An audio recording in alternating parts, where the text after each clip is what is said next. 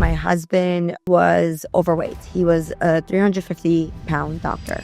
And I was nervous for him and for our family. Food addiction and sugar addiction is the only addiction that is so normalized that people will pressure you into eating it. Because if you're an alcoholic, people don't say, oh, come on, just have one drink. But with food, they do. I've even had people say to me, oh, you're really missing out. This is the best cake ever. Like, that is so mean. I come from an Armenian family, and our parents' and grandparents' love language was to, you don't love me if you don't finish your plate. This video is brought to you by Purely Tallow Skincare. And with skincare, the rule is simple. If you wouldn't eat it, you shouldn't put it on your skin. That's why we make all of our products with 100% grass-fed beef tallow. We also use emu oil and even wild camel hump fat in some of our lotions. Check out our website at purelytallow.com. Hey everybody, welcome back to the Carnivore Revolution. I'm Serena, and today's video is going to be a little bit different. We're going to be talking about low carb families, how to keep your families on track. And we're also going to talk about my friend Rosette's business where she makes low carb and gluten-free baking mixes. So my guest today is Rosette Collegian. Did I get that right? You got it. Rosette Collegian. And I'm excited to talk to her because I know most of the time we focus on carnivore stuff here. And I think it's important that we open our minds a little bit and understand that everybody isn't carnivore. And so this video is for somebody who's a carnivore but has friends and family who are not, and you may want to help them. So Rosette, thank you so much for hanging out. Thanks for having me. I'm excited. Yeah, me too. So I want to talk about first, like your story and what made you become like low carb as a family. Of course. So back in 2015, I believe it was, I had 2 kids. My husband was out of med school, and we did the residency rotation. He started practicing as a physician, and he was overweight. He was a 350-pound doctor. And I was nervous for him and for our family. I just wanted him to be healthy and to be around as we were also thinking about expanding our family and having more kids. And so that year, he started researching a bit into low carb and keto diets. He had tried many other ways, and it hadn't worked in the past. So as we learned more about keto and low carb and the way it helps you lose fat, use fat as fuel, and we started shifting our mindset. We started changing the ingredients we used in the kitchen. And within a year, we found out we were expecting our 3rd child, at which point my fear of losing him became a little heightened. And so we were eating better foods. We had cut out a lot of the rice and pastas. But in turn, I have a sweet tooth, and I was struggling to maintain the lifestyle. And so in an effort to help me sustain it and support him, I started experimenting with different recipes. And so using almond flour and coconut flour in place of the white bleached flours or wheat flours. And I just started creating replacements for the foods that I like to eat. So I didn't have any FOMO, and, I could just continue on this journey to better health. And so we were low carb, we prioritized our protein, but I needed that little sweetness to help me keep going. Yeah, I completely understand that. A lot of people feel that way. And there will be people who watch this video that say that's your carb addiction and your sugar addiction talking, but it works for you guys. For those who don't know, her husband is Dr. Tro. Many of you probably know him, and he does advocate for a low carb and a carnivore diet for people. And low carb is working for your family. Everybody is healthy and happy, and that's really what's important. So how do you manage the low carb thing for your kids? I think a lot of people have this problem because they say, but they're just kids. What about my kids? Well, the addiction starts young. Mm-hmm. Most people are already addicted. And even in some cases, if you feed your children a mostly whole foods diet, they're already addicted to carbohydrates and sugar. And so how do you handle those things when you go to events and things like that?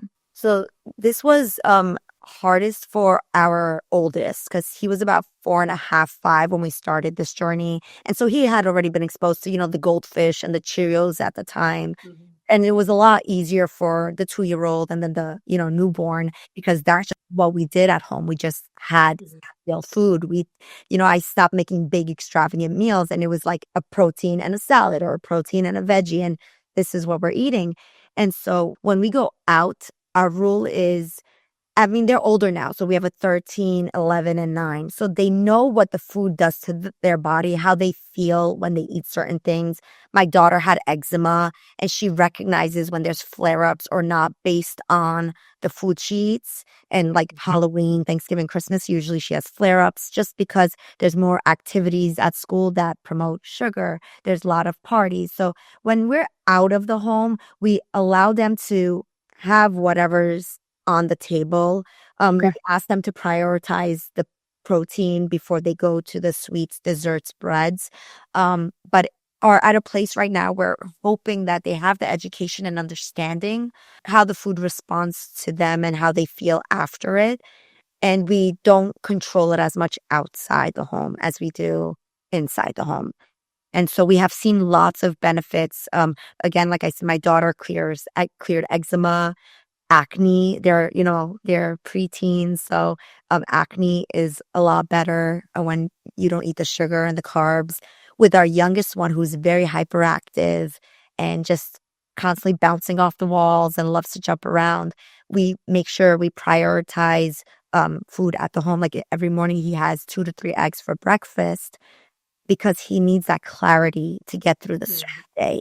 So he's not just, standing up, raising hands, and whatever, jumping off the walls. Yeah. But so we try to prioritize it and give them a good foundation at home so that they can navigate it better outside.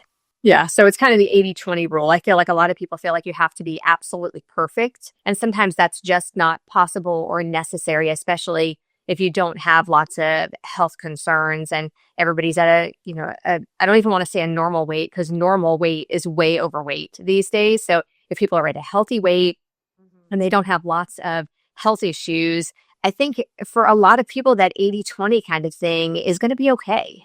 I agree. I think it'll keep, at least for kids too, because, they go to school, they see what everyone's bringing. The lunch that these kids are bringing are Oreos, chips, and just, it's not food. They're not bringing food. They're packing foods as snacks. And so they see what's going on and they want it. And you can't blame them. Everyone else has it. Yeah. And I get the struggle to not, have that. And this way, I feel like it doesn't box them in and then make them gorge on it after the fact. You can have it. There's a place and time for everything. You know what it tastes like. You just know that right now is not the time, not for breakfast, not for lunch. Right. And that, I guess the 80-20, it just makes it sustainable. It not resent eating real food.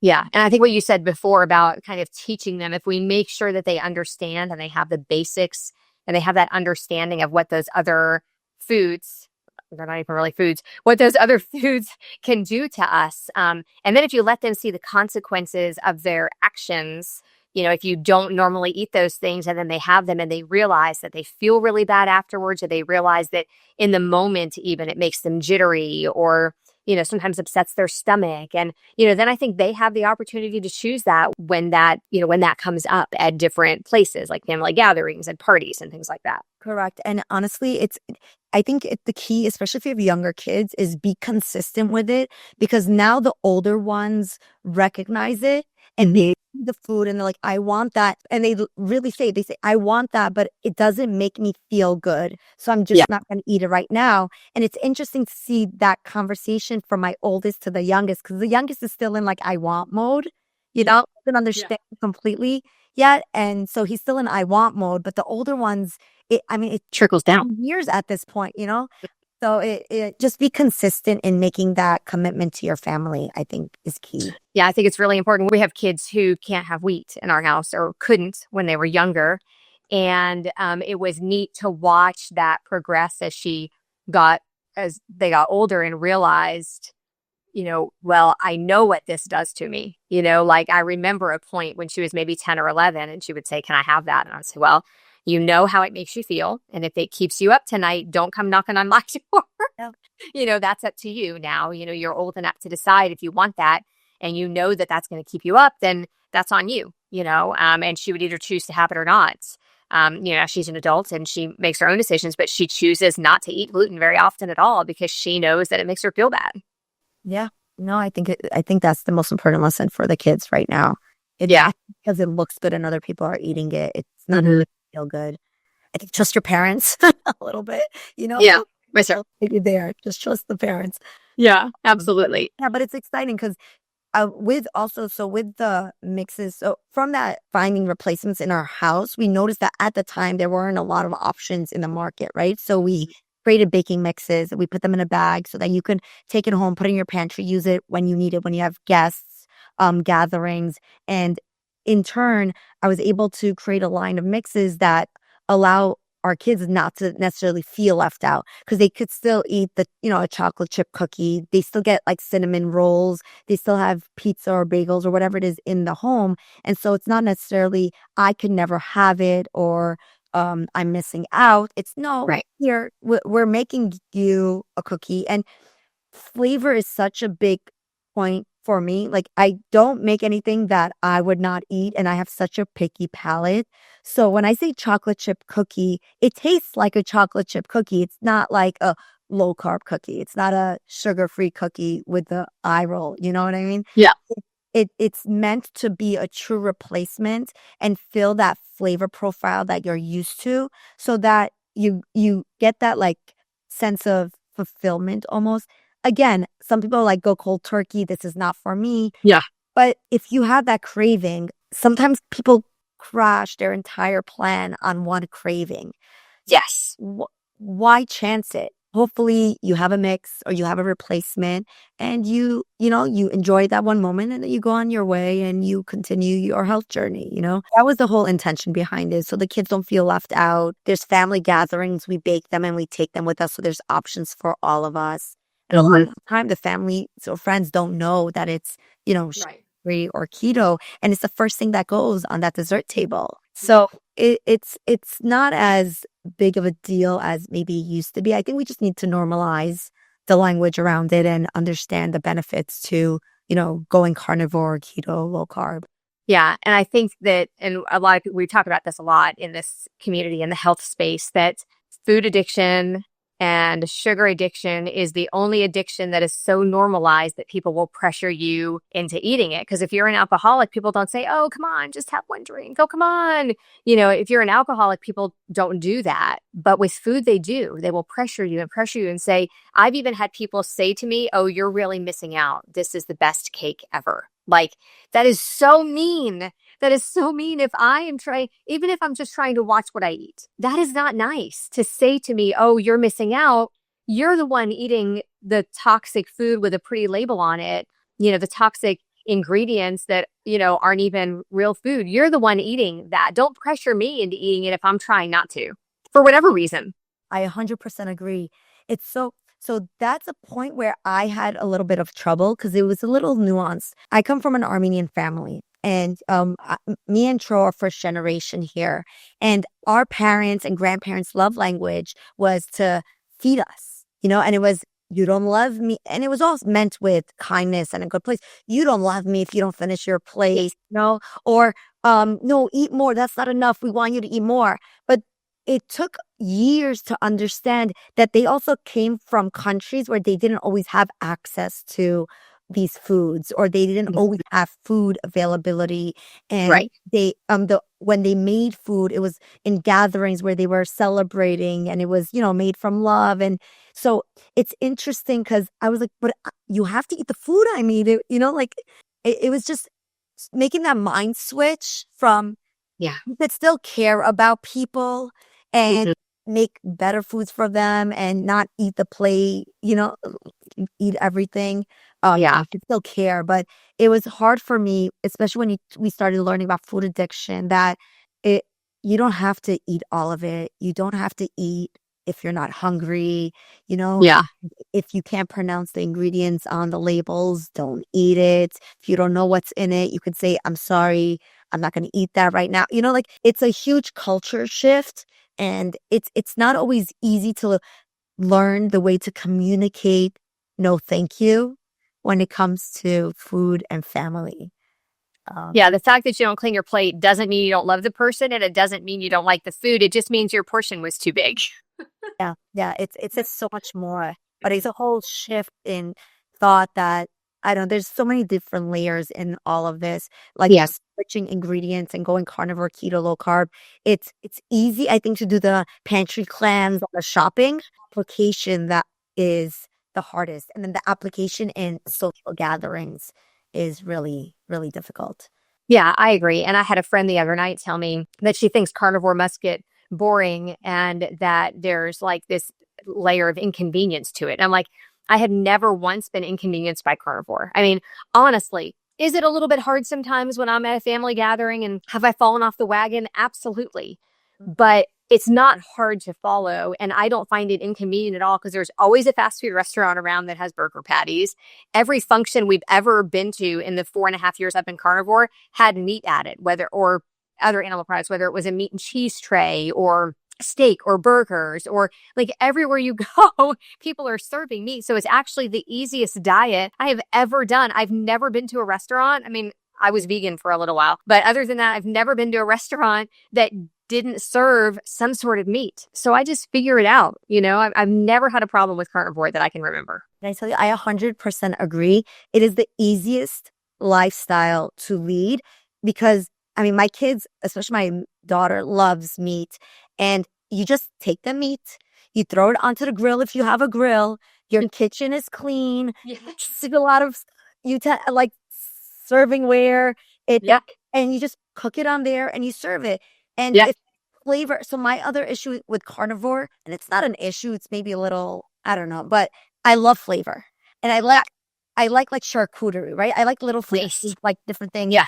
So not every if that's not for you, it's even easier of a lifestyle. But for Yeah. me, I'll put a little bit, I'll chop up cucumbers next to it, or I'll chop up peppers, or I'll make like a caramelized onions. Like I need flavor with Yeah.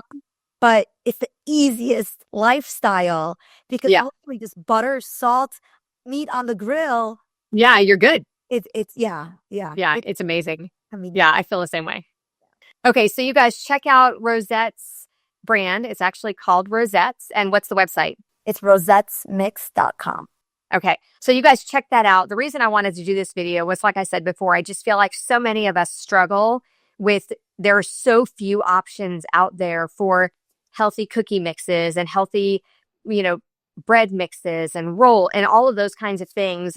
Especially like for family gatherings, I would love to be able to bring something that I know is healthy that my kids can eat. And, on the occasion that I'm going to, have something that's not carnivore, that something that I might be able to take a bite of and not have terrible repercussions the next day from putting all of that, extra garbage into my body. And I just think, and then it raises that opportunity to tell people after they've eaten the cookie, it raises that opportunity to be like, hey, that was actually a healthy cookie. Like I think because people think healthy food tastes bad and it doesn't have to taste bad. So I can't wait for more people to try your products and be able to help make it's all it's like a ripple effect. The more times we can go somewhere and bring something that's healthier and raise awareness to that, the better off the world's going to be. Thank you so much for the opportunity to share. And it's the perfect time with all the holidays coming up. So Yes. Thank you so much. Absolutely. And thank you guys for watching. We'll see you next time on the Carnivore Revolution.